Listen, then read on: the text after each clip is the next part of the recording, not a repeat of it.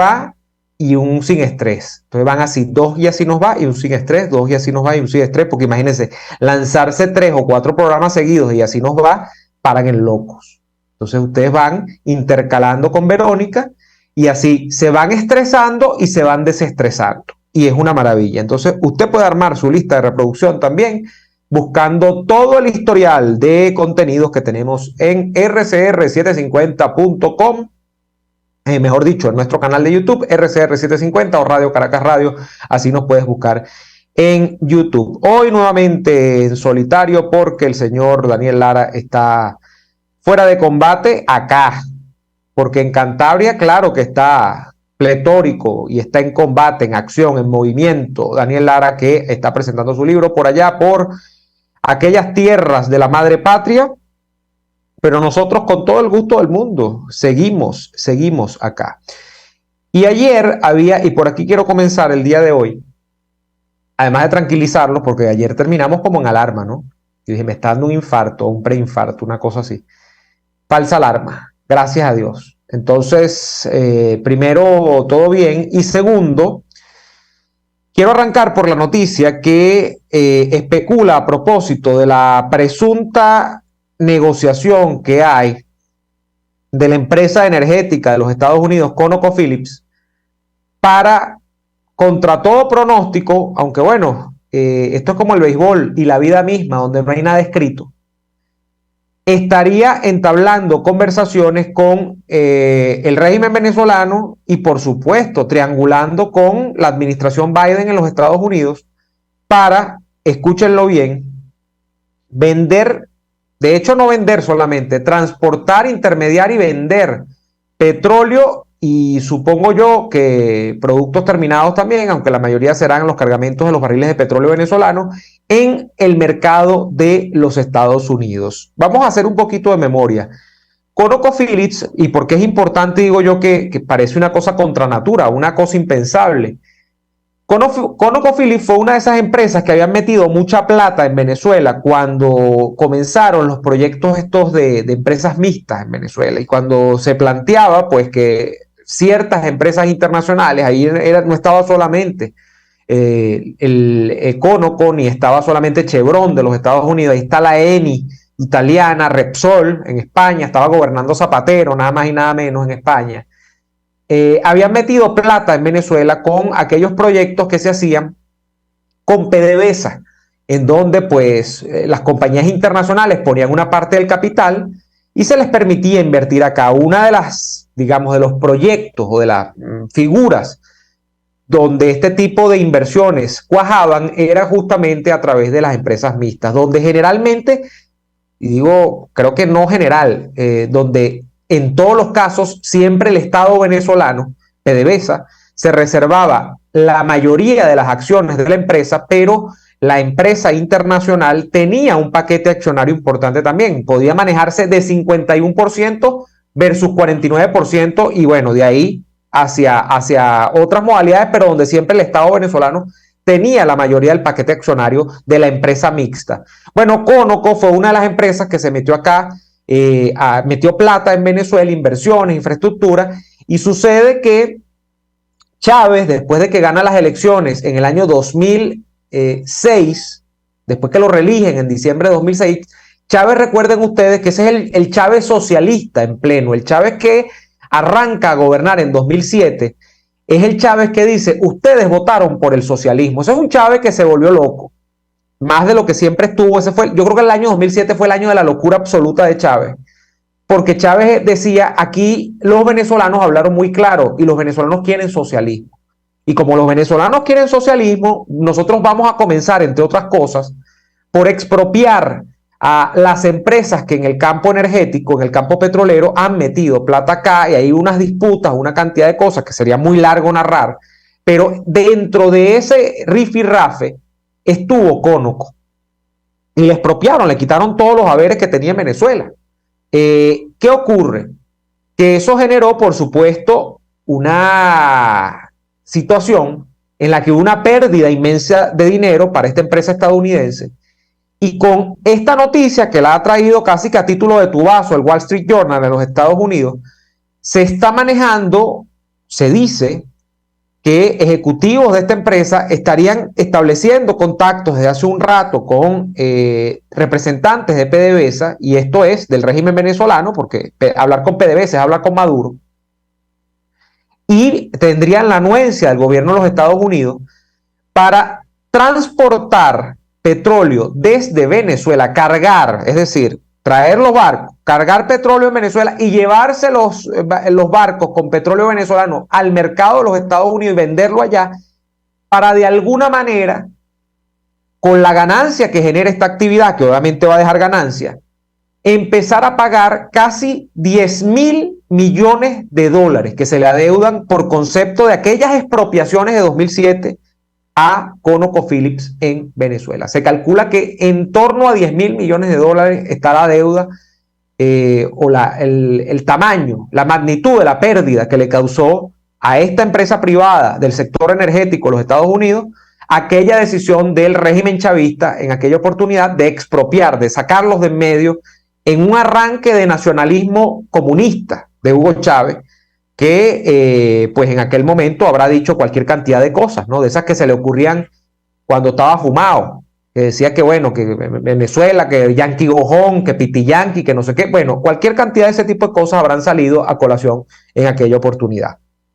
Entonces yo cuando observo esto, que tiene que ver con una nueva negociación, que es por los reales, no puedo dejar de pensar en que aquí todo el mundo se está acomodando, incluso los factores internacionales. Aquí nadie puede llamarse engaño.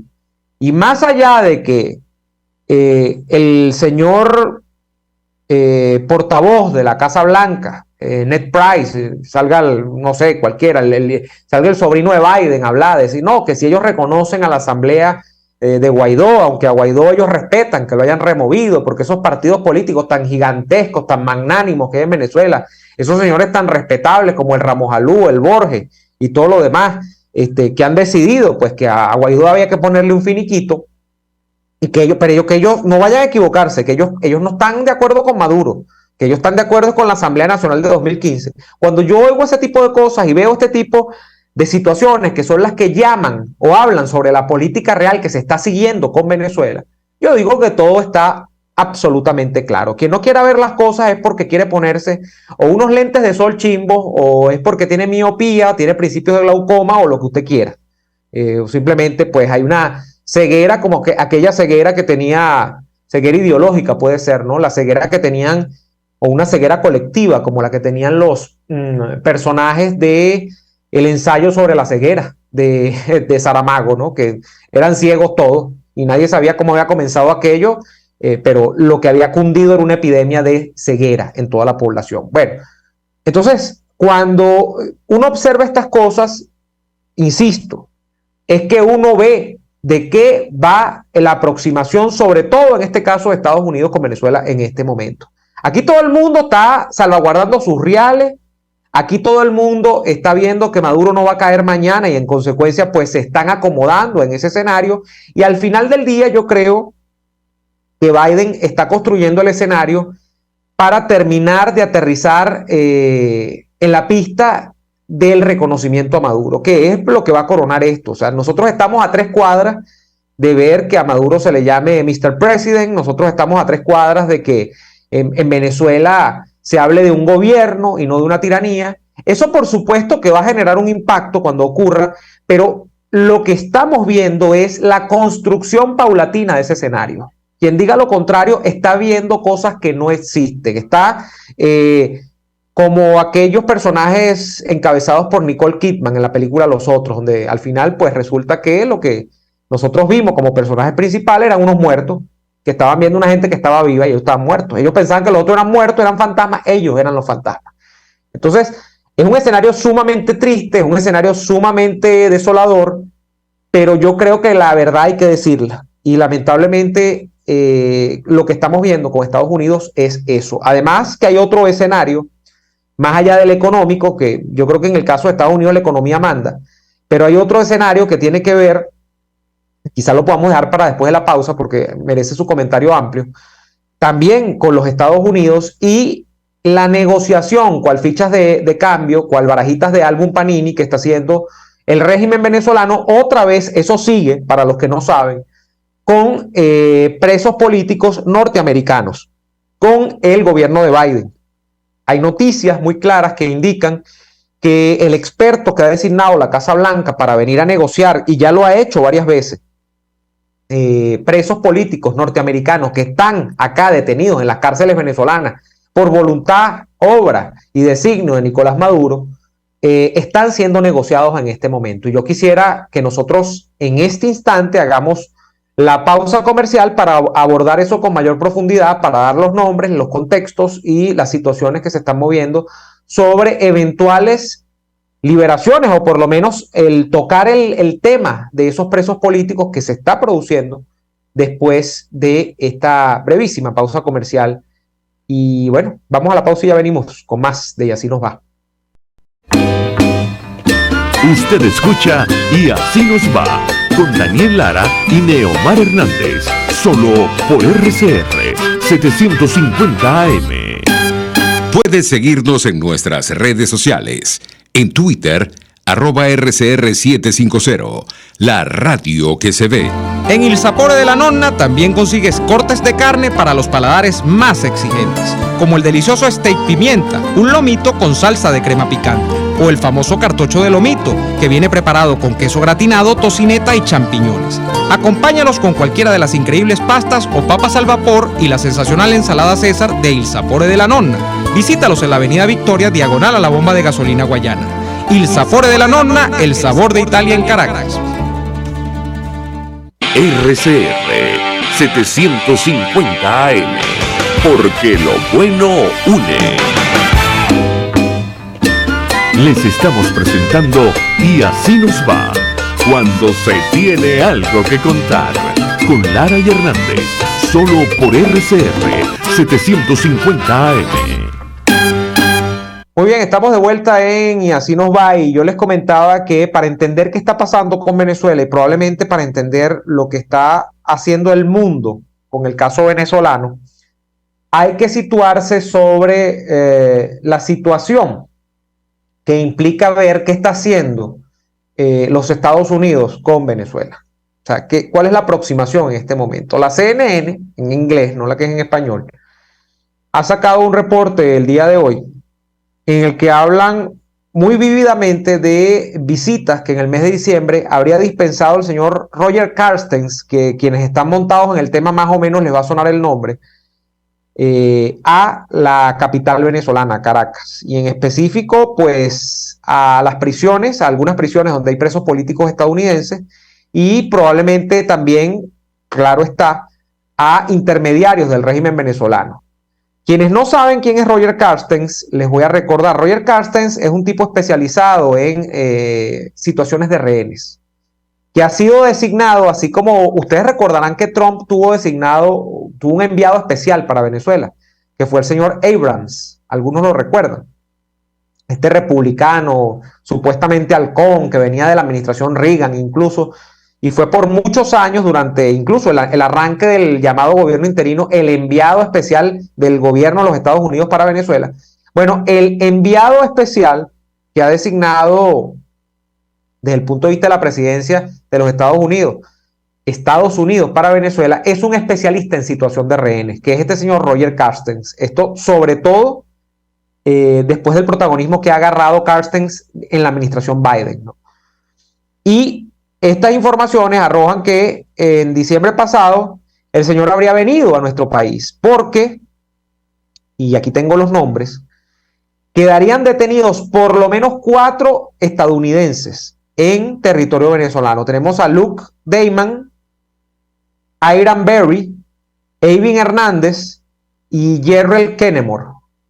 4 estadounidenses que todavía están detenidos en Venezuela. En el caso de Eivin Hernández y de Jerrell Kennemore, se dice que específicamente, además, son detenciones que, o sea, las 2 primeras no se aclara muy bien.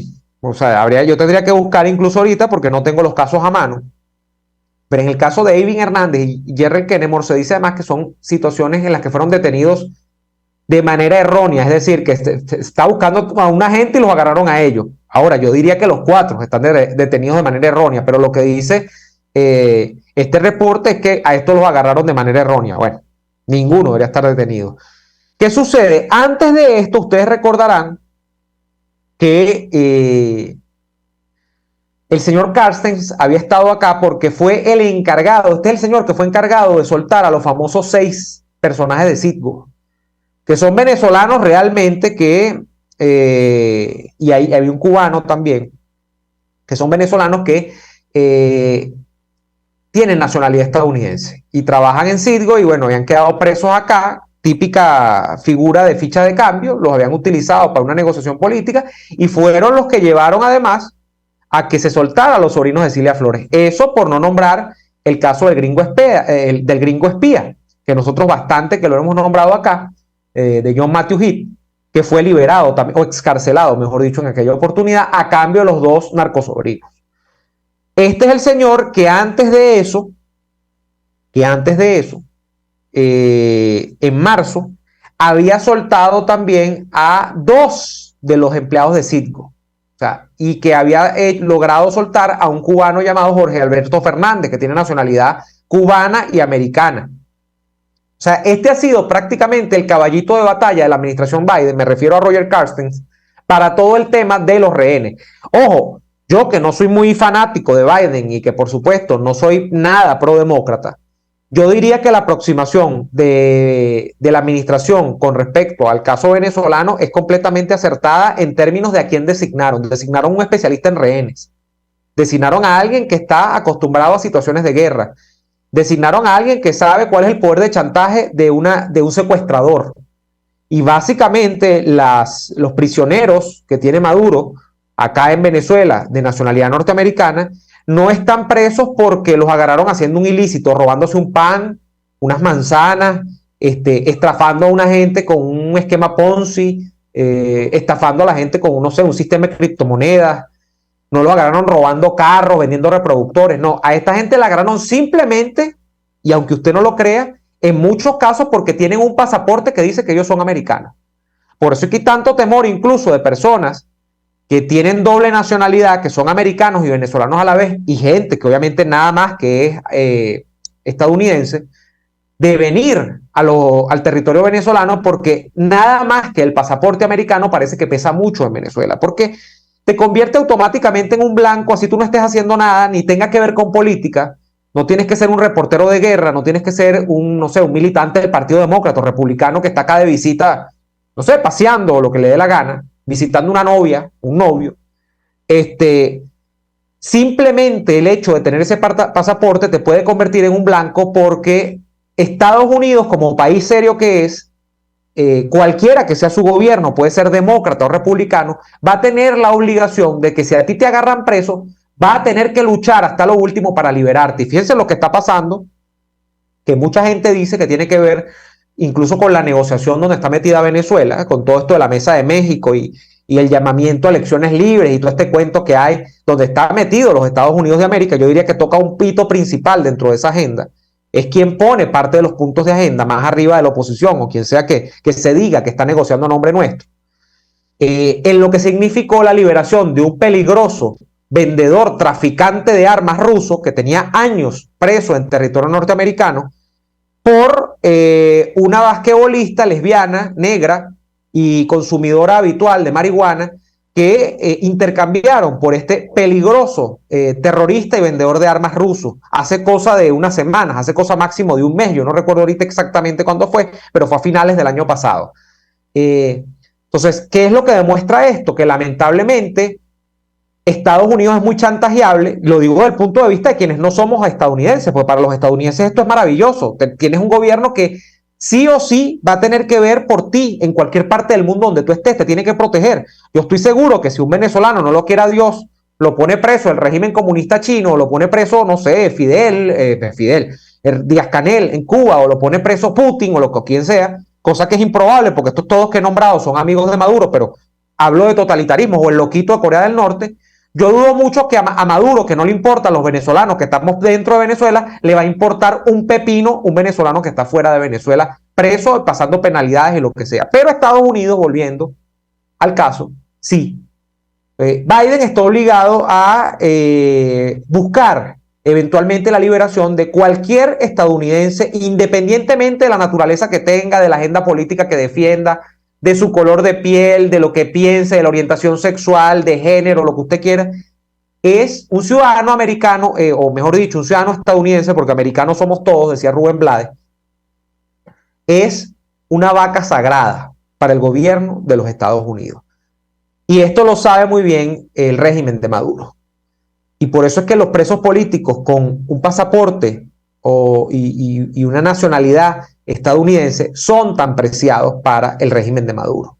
Porque son 4, al menos 4, dice este reporte de prensa.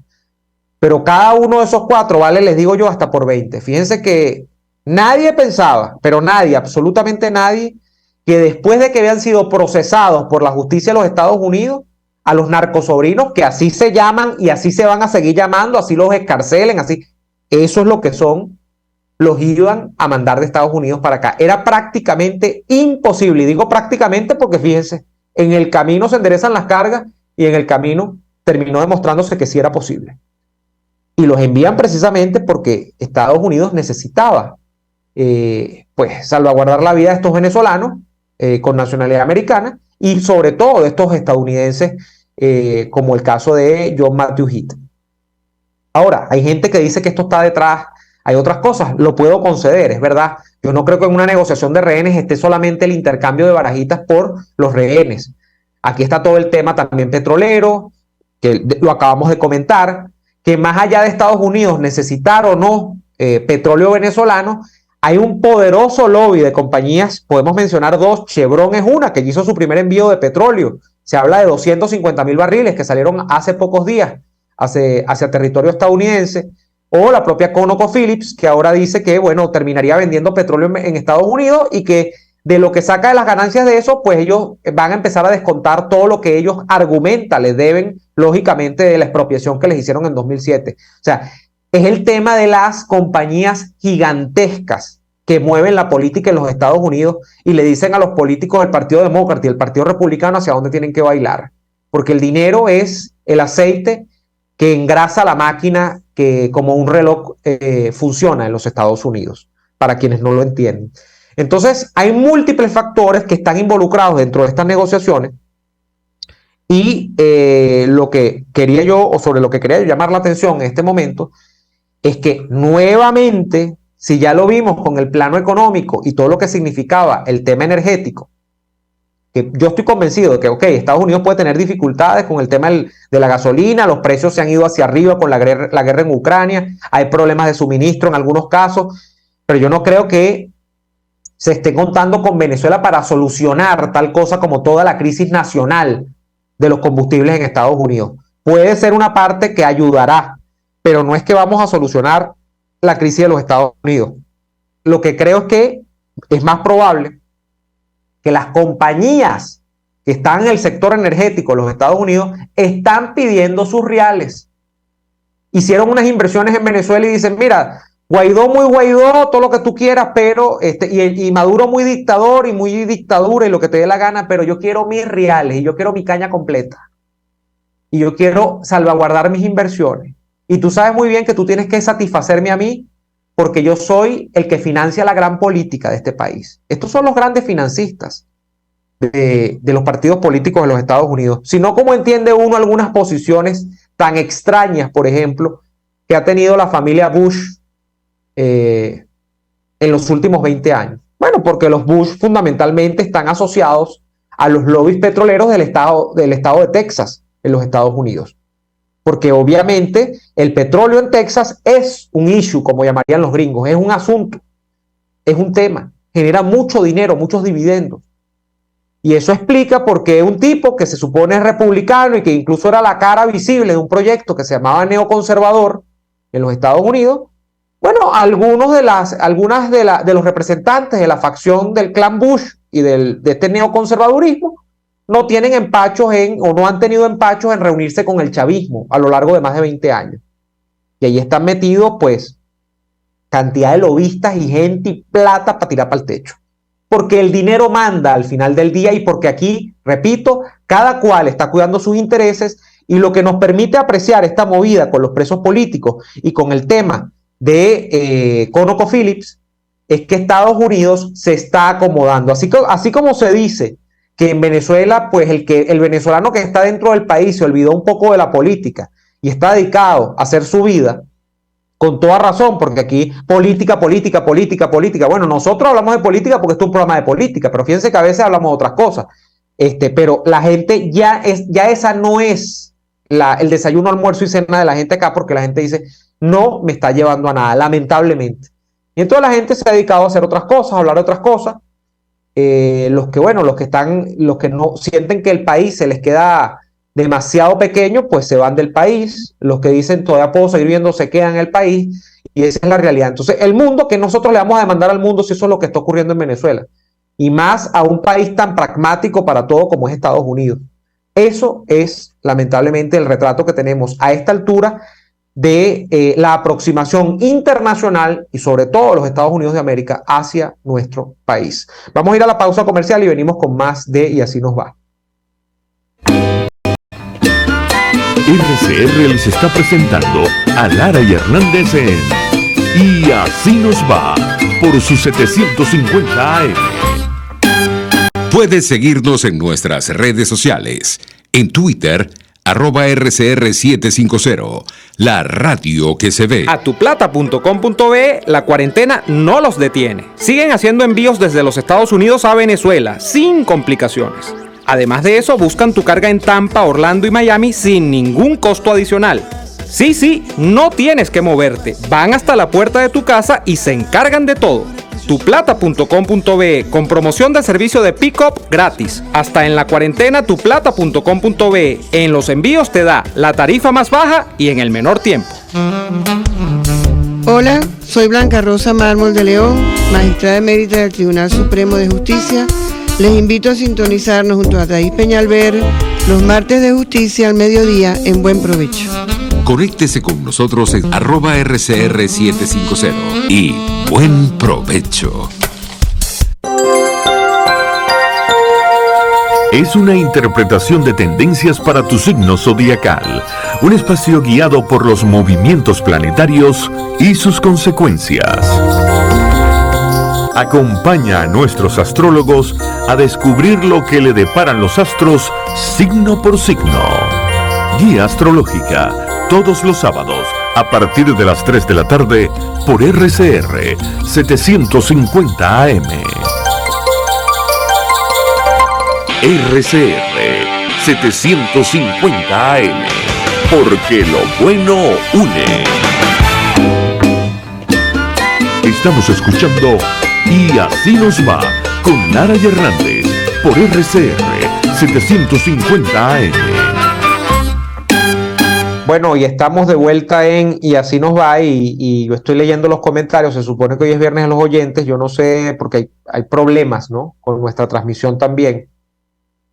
Yo no sé si tengamos posibilidad de pasar llamadas al aire, pero estoy leyendo los mensajes de ustedes a través del chat en YouTube. Y se habla, por ejemplo, uno de los mensajes que veía por acá, y me excuso el olvido de la persona, del nombre de la persona que lo ponía. Todo esto para llegar a la liberación de Alex Saab. Bueno, no hemos llegado a eso, pero ya yo no descarto nada. Yo, aunque a priorísticamente no puedo decir, mira, mañana o el mes que viene o a mitad de año va a ser liberado Alex Saab, si algo yo no hubiese pensado que iba a ocurrir, lo digo de todo corazón, era que los hijos de crianza, los sobrinos de Cilia Flores y de Nicolás Maduro, por añadidura, iban a ser excarcelados y peor aún, mandados en bandeja de plata a Venezuela. Yo jamás hubiese pensado eso. Es más, si a mí me ponen en la lista de escenarios improbables para mí, a Neomar de mediados del año 2022, para lo que podía pasar con Estados Unidos, yo digo, primero liberan a Alex Saab que a los sobrinos de Cilia Flores. ¿Por qué? Por un elemento básico. Porque los sobrinos de Cilia Flores, por un lado, 3 elementos. Los sobrinos de Cilia Flores estaban presos por narcotráfico. Alex Saab no está preso por narcotráfico. El tema del narcotráfico es un tema, como decimos en criollo, caca en los Estados Unidos, por todo lo que representa una crisis que es ya prácticamente una epidemia en los Estados Unidos del consumo de drogas y de todo lo que ha dañado a esa sociedad el tema del habituarse al consumo de drogas. O sea, eso es un tema tabú en los Estados Unidos. Y el tema de la cocaína ni les cuento, o sea, porque podríamos hablar, no, los agarraron traficando, pues son unos muchachos de estos New Age que creen en la marihuana y los poderes que los tiene, parece. Los enfermos terminales están mandando marihuana y tal para los dolores, es respetable. Pero la cocaína no, la cocaína es una droga que ha destruido a la sociedad americana. Y no digo que las otras no, pero la cocaína es el símbolo de la destrucción de la sociedad americana y de la decadencia de la sociedad americana. Entonces, unos tipos que dijeron que los habían agarrado con 800 kilos de cocaína metiéndolo en los Estados Unidos y eso no lo sueltan más nunca, número uno. Número dos, me parecía sumamente improbable porque tenían demasiado peso político y consanguíneo con el tema de la familia presidencial venezolana, o sea, que era Cilia y Maduro, y yo dije, no, esos valen por 1000, esos son oro. Y número tres, precisamente porque tenían que ver con el ajedrez de poder venezolano. O sea, yo dije, bueno, estos tipos que hicieron, o sea, estas cosas en las pistas, salieron de pistas de aviación acá, que tienen un conocimiento de unas rutas, unas cosas, esos tipos no los van a soltar. Y fíjense, los han soltado. Alex Saab no es familia de Maduro. Alex Saab ni siquiera es venezolano. Y Alex Saab lo tienen preso por ser prácticamente un testaferro, o sea, lo tienen preso por una especie de acusación que remite a un esquema de legitimación de capitales, de lavado de dinero, por ser un intermediario, pues en básicamente operaciones que lograban burlar las sanciones, con triangulaciones, con empresas fantasmas, llevando platica por aquí por allá, recogiendo por aquí por allá. Pero con Alex Saab no se habla todavía, o eso al menos no ha salido en el expediente, ni de drogas, ni de vinculaciones familiares, ni siquiera de país. O sea, Alex Saab no es venezolano, es colombiano. Entonces, yo decía, no, Alex Saab sí lo pueden soltar, pero a los sobrinos jamás. Y fíjense, han soltado a los sobrinos primero que Alex Saab. No estoy diciendo que vayan a soltar a Alex Saab, pero a esta altura no lo descarto en absoluto. Entonces, ¿qué se nos ha demostrado? Que en este proceso puede pasar cualquier cosa. O sea, en este proceso nosotros podemos ver las cosas más inverosímiles. En este proceso se pueden hacer las concesiones más grandes que nosotros podríamos haber imaginado algún día que se iban a suceder. Entonces, bueno, eso como el tema de Alex Saab, que sigue vivo, ¿ah? O sea, aunque no estemos hablando ahorita de Alex Saab, ese tema sigue en la mesa, eso es evidente.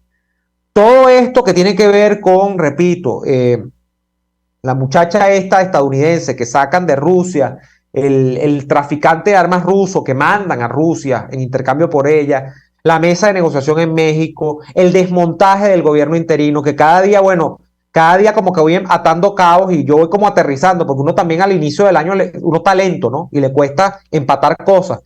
Pero cada día que pasa, digo, Daniel tiene más razón cuando habla de que no, el fin del gobierno interino, más que la decisión de Ramos Alup, de Borja, no sé qué, eso estaba pactado en la mesa de México. Eso se había acordado. Y se había acordado, pues se habrá acordado que Guaidó iba a reaccionar de esto, del otro modo, de que se iba a decir que unos eran los malos y otros son los buenos de la partida. Pero todo eso está hablado. La mesa de México está siendo el epicentro de una cantidad de concesiones que uno ni se imagina.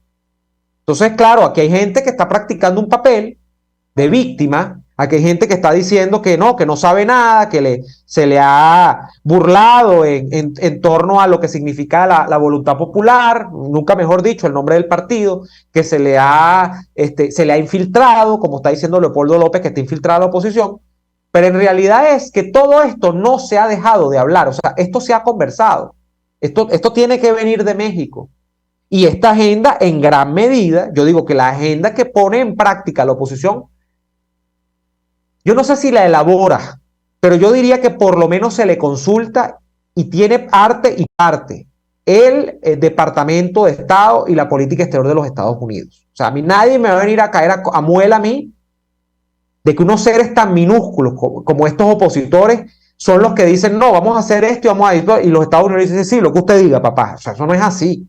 Yo creo que es todo lo contrario. Yo creo, bueno, no sé cómo será o sea, no me puedo poner aquí, meterme en personaje y ver cómo será eso, pero yo estoy más seguro de que la batuta y la voz cantante la lleva la política exterior de los Estados Unidos que lo que la puede llevar esta oposición.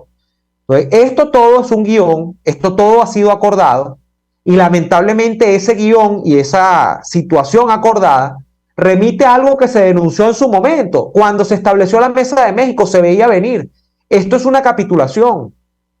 Sencillamente las guerras, hay dos bandos por lo menos, a veces hay más, pero generalmente son dos, porque cuando hay más, lo que sucede es que los bandos que están disgregados se agrupan tras de alguno de los otros dos y bueno, forman una coalición de un grupo que justamente se conjuga para aliarse en contra de ese otro factor.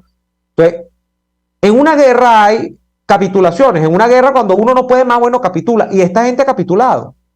Esta gente, cuando decidió ir a sentarse en México, ya estaba capitulando.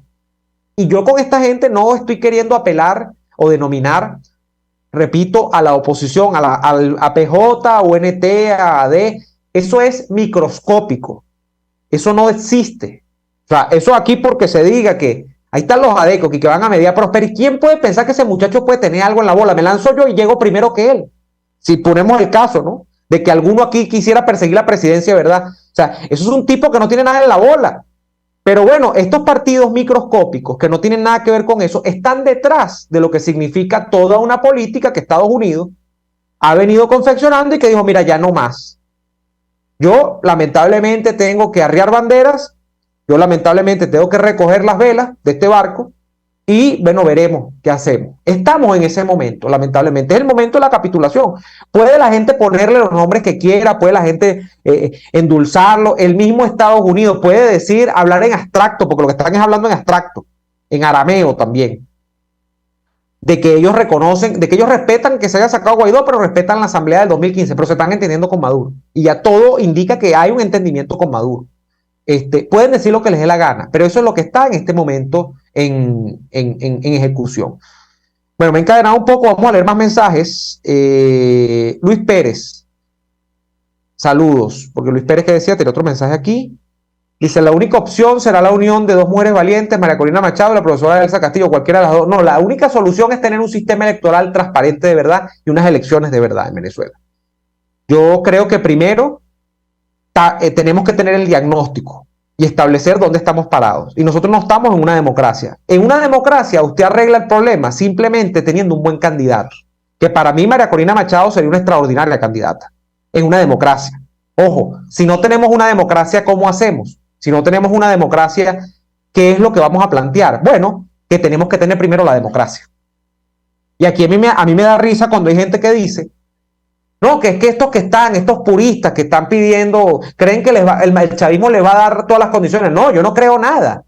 Pero tampoco creo que si tú no tienes condiciones para elegir, ¿cómo demonios vas a lograr que se elija a alguien alternativo al chavismo? O sea, y aquí vuelvo sobre algo que le decía Nito Pérez Osuna ayer, por cierto.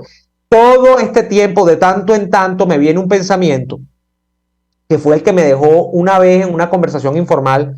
Lo estaba yo llevando para su casa a Carrera Damas, al historiador, a Germán Carrera Damas, imagínense ustedes. Y él me dijo, por algo que yo le preguntaba, no recuerdo de qué, él me decía, mire hijo, usted revisa la historia, ¿usted conoce alguna democracia que se haya instaurado en la historia del mundo o que se haya reinstaurado? Es decir, que como el caso de nosotros, que la perdimos, la que más o menos tuvimos, que la hayan logrado reinstalar en el poder por métodos democráticos. Cíteme uno, me dijo él. Y él me dejó pensando, porque es verdad, la democracia venezolana, que nació en el año 45, y nació porque esa fue o sea, con todas las críticas, pues yo no soy apologista, yo ya a mi edad me ha dado como para no apegarme sentimentalmente a figuras históricas. O sea, ya yo veo las figuras históricas como eso, como figuras históricas, en su contexto. Pero con lo que usted quiera decir, en el año 45 nace formalmente la democracia en Venezuela. ¿Por qué? Desde el punto de vista de la noción básica de la democracia. Porque se permitió que todo el que fuese mayor de edad, independientemente de su sexo, de su religión, de su extracción social, eligiese al presidente de la República en unas elecciones. O sea, esas grandes masas de la sociedad venezolana fueron incorporadas a la política, fue en el año 45. Que Medina Angarita tenía un proyecto para hacerlo paulatinamente, sí, pero no lo hizo. O sea, no lo hizo. ¿Quién lo hicieron? Los adecos en el año 45.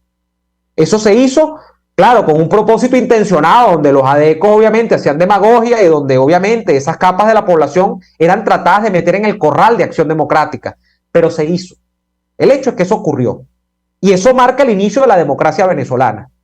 Bueno, ¿cómo nació esa democracia? Porque Rómulo Betancourt, previo al establecimiento de ese gobierno, la Junta Revolucionaria de Gobierno, agarró y se fue para la calle y dijo, no, vamos todos a votar. No, a Medina lo tumbaron. Lo que hizo Rómulo Betancourt con Marcos Pérez Jiménez, que esto no le gusta a los perejimenistas que uno lo recuerde, que es que Pérez Jiménez estaba enamorado de la figura política de Betancourt en aquellos años y luego lo traicionó, pues, porque eran aceite y vinagre, realmente eso era irreconciliable, ¿no? Pero Pérez Jiménez admiraba a Betancourt y por algo lo buscó. Pérez Jiménez es quien busca a Betancourt, no al revés. Ellos dieron un golpe de Estado. A Medina lo tumban con un golpe de Estado. Eso no es ninguna revolución. Eso después le pusieron revolución porque los adecos tenían que escribir su historia también. Pero eso fue hecho a través de un golpe. O sea, un golpe marca la ruptura del régimen. Y digo régimen no porque tampoco el proceso de gobierno de Medina no era una dictadura, stricto sensu.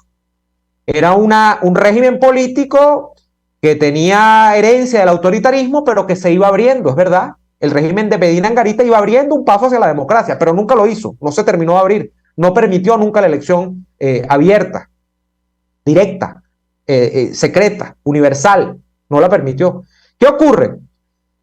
Es un golpe de Estado. Así usted va a ver que casi todo alrededor del mundo gira en torno a momentos de ruptura. A veces son golpes de Estado, rebeliones populares, decisiones de las élites, que a veces no es el mundo militar. En América Latina estamos acostumbrados a que sea el mundo militar.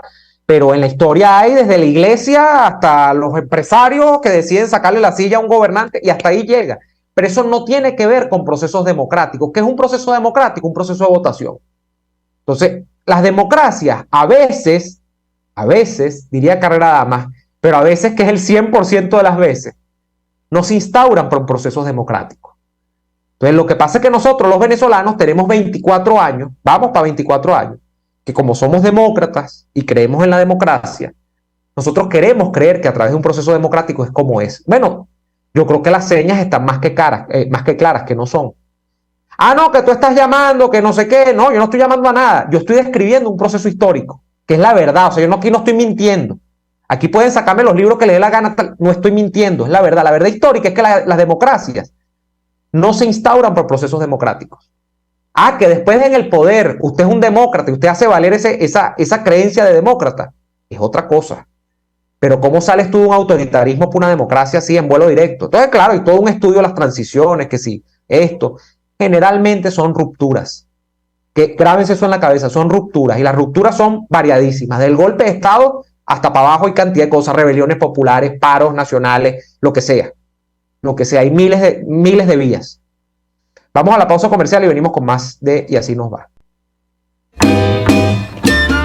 Escuchamos Y Así Nos Va con Lara y Hernández, porque la realidad no se tapa con un dedo.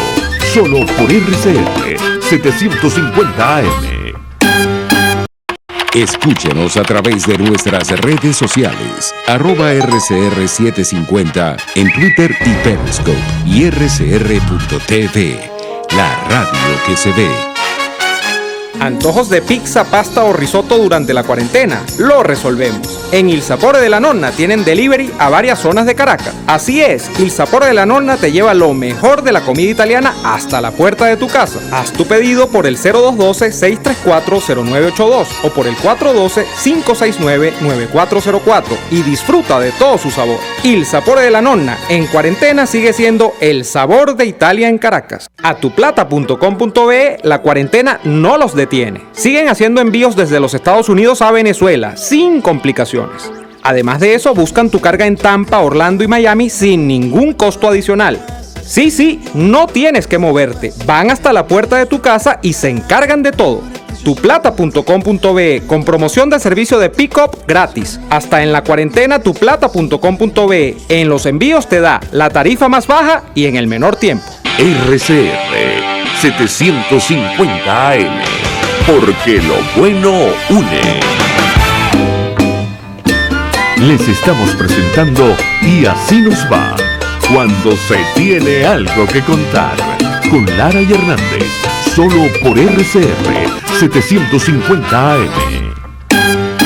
Muy bien, estamos de vuelta en el segmento final de Y así nos va. Y yo acuso recibo de todas las quejas con el audio, como siempre, pero bueno, hacemos lo que podemos. Recuerden ustedes que hacemos lo que podemos. Arturo Godoy, jamás existirá un buen candidato hasta que quienes lo elijan lo hagan de manera inteligente. Bueno, es uno de los grandes problemas de la democracia también, ¿no? El famoso credo en un electorado informado y capaz, que es lo que en alguna medida contrasta entre las nociones de democracia y república. Una república quiere construir un espacio común, res pública, pero donde el que accede a ese espacio común de deliberación o de construcción política en términos plurales, tiene que tener un nivel mínimo. Tiene que ser un ciudadano informado, tiene que ser un ciudadano comprometido, tiene que ser alguien a la que le duela la patria. No puede ser cualquiera. La democracia pone más el acento en el asunto cuantitativo que en el cualitativo. La democracia remite a un esquema donde lo que importa es hacer bueno aquel dicho de mientras más masa morra. Y me explico. La democracia lo que persigue es la incorporación de la mayor cantidad de sectores a la vida pública y política. ¿Y cómo se supone que incorporas a la mayor cantidad de sectores? Haciendo que tal cosa como la desaparición de las clases sociales, los títulos nobiliarios o cualquier cosa que te hace superior a otro en términos de la vida, porque sí, un título nobiliario, aunque ustedes no lo crean, ahorita no es nada, pero vaya que tener un título de conde o de duque o de marqués en el siglo XVII era algo, te hacía la vida. A veces no tenías ni que trabajar el resto de tu vida y te tenían que rendir pleitesía por eso. Tenías derecho a tener siervos, tenías derecho a servidumbre eterna, ¿no? La democracia busca eliminar todo aquello un día en el que la gente simplemente va y escoge a un representante sin importar si usted es marqués, es conde o es Pepito de los Palotes, y si usted tiene 1.000 bolívares en el banco o tiene 1.000 millones de dólares en el banco. Y ese es el criterio. Es más difícil construir una república que una democracia. Definitivamente que sí. Ahí lo estamos viendo en Estados Unidos. En Estados Unidos hay una tensión permanente entre las nociones de república y democracia, porque Estados Unidos realmente es una nación que aspira más a construirse como república que como democracia. Por algo en Estados Unidos el sistema electoral es como es. El sistema electoral en los Estados Unidos desecha un poco la noción de mayoría y construye a través de los colegios electorales y el peso representativo que se le da a cada estado de la Unión en torno a la noción de república para salvaguardar la permanencia de la república, de que sea ese ciudadano, la noción es de ciudadano en una república. En una democracia es de individuo, o sea, cada individuo vale uno, que fue la famosa reivindicación con la que inició la Revolución Francesa, que todos tenemos que valer uno a la hora de votar, o sea, de que los más ricos y los más pobres tenemos que valer igual. En Estados Unidos no. En Estados Unidos realmente todo el mundo no vale igual. En Estados Unidos lo que está configurado es un sistema para que la república sobreviva. ¿Esto es malo? No, no necesariamente es malo. Porque hay un elemento, y ya con esto vamos terminando en esta pequeña clase de filosofía política, sobre el que alertaron, por cierto, un personaje que era un francés que visitó Estados Unidos en algún momento, y sobre eso lo han tenido muy en cuenta los padres fundadores, los que hicieron a la república en los Estados Unidos, que era que las mayorías podían eventualmente decantar en tiranías. Y está el famoso elemento de la tiranía de la mayoría, donde hay una mayoría que no tiene razón, que es irracional, que está cuando las mayorías son poco educadas, cuando las mayorías son poco comprometidas con el espacio público, cuando velan, que ocurre mucho, porque uno siempre vela desde el punto de vista jovesiano, uno vela es por su interés propio, uno no está pendiente de si los demás están bien, no, yo estoy bien. Entonces ese yo estoy bien sumado, es una suma de egoísmos en donde la gente persigue ese interés propio y no ve por el bien común. Y en ese sentido, entonces, usted puede promover desde un punto de vista de una mayoría que se constituye de individuos que cada uno está buscando su bien propio, sin importar y con absoluta mezquindad de cuál es el bien común. Usted puede construir una propuesta completamente errada, una propuesta que sea una abominación. El ejemplo en la historia también existe, el nazismo. Hitler no se hizo dictador, Hitler fue electo por el pueblo alemán. Claro, porque era un maestro de la manipulación a través del discurso, de los gestos, del simbolismo, lo que usted quiera. Pero a Hitler lo hicieron canciller los alemanes en elecciones libres. Cuando Hitler llega al poder, no lo hace porque da un golpe de Estado. Sí, luego, bueno, para acceder de canciller a tener el control absoluto quizá, pero él es electo como canciller por el pueblo alemán. Es decir, las mayorías también se equivocan. Y ese es el gran, por cierto, ese es el gran bacalao a cuestas que todavía, casi 100 años después, la sociedad alemana, o 100 años después, porque ya estamos por esa época, la sociedad alemana carga a cuestas de no perdonarse en algunos sectores al haber hecho a Hitler un sujeto todopoderoso. Entonces, la conclusión es: la democracia no garantiza nada a veces. La regla de la mayoría no garantiza nada a veces. Hay que tender a buscar construir repúblicas virtuosas. Esa era, por cierto, una de las preocupaciones del libertador Simón Bolívar también, quien desechaba un poco el tema de la regla de la mayoría. Esa no era una preocupación en Bolívar, era la república. Claro, con otras cosas que tendríamos que comentar otro día. Nos vamos por el día de hoy. Gracias a todos por estar allí. Nosotros nos reencontraremos el lunes en otra jornada de lucha por la opinión libre y la información transparente, si Dios así lo dispone. Hasta entonces. Por hoy termina Y Así Nos Va. Síganos en Twitter en @y así nos va, @delaraf y @neoadolfo. RCR 750